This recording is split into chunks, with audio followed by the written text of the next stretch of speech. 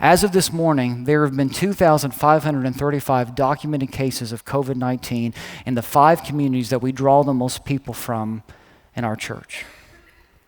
What if we matched all of those cases of COVID with a deliberate act of kindness, with a deliberate act of love? Now, I get it. That's not going to abolish COVID or get rid of COVID-19. I get that. But what if in the midst of all this sadness, we unleash some joy? So this is what I want to challenge our church to do. Over the next 3 weeks, during the time of this series, I want to challenge our church to match and even exceed the documented cases of COVID-19 with acts of kindness and love. And if you need some help knowing what to do, here's an acronym that can help you. We're going to put this up on our social media pages and all that. So you can see it later. But you can commit to praying for someone by name. Don't just pray for people in general. Find someone who's hurting right now and pray for them by name every single day over the next 3 weeks.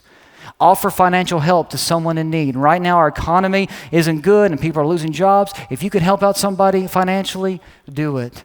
Volunteer to serve a neighbor. Mow your neighbor's yard. Pick up groceries for them. Do something to help out the people who are living right beside you. Invest in someone who feels isolated. Right now there are a lot of people who feel isolated. Maybe it's a senior adult. Maybe it's a healthcare worker or a first responder. I don't know. But find somebody who feels isolated, alone right now, and invest in them. Or D, just dream up your own act of love, whatever that may be. Just create your own act of love. We can do this. We can do these things.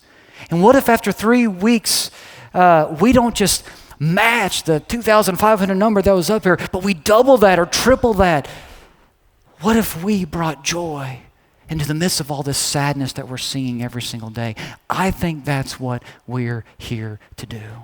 So I want to challenge you to do that. And as you do these acts of kindness, there's a place on our website, there's a place on our app that you can go to and you can document acts of kindness. You don't have to put down what you did. Just say, I did 2 acts of kindness today, or I did 1 today, or whatever. You can put those in. And after 3 weeks, we're going to go back and check on this.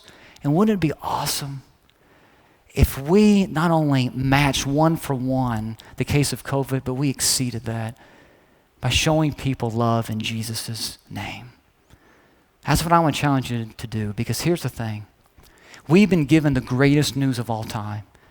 It's a news of hope in the midst of hopelessness. It's the news of love in the midst of hate.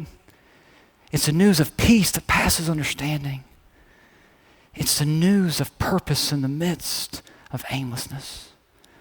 It's the news that can change people's lives, that can change people's eternity. We've been given the greatest news of all time, and that news is not meant to be hid under a bed, and it's not meant to be kept on a shelf. It's meant to be unleashed. First Church, this is our time. Let's go unleash love, God's love, like never before.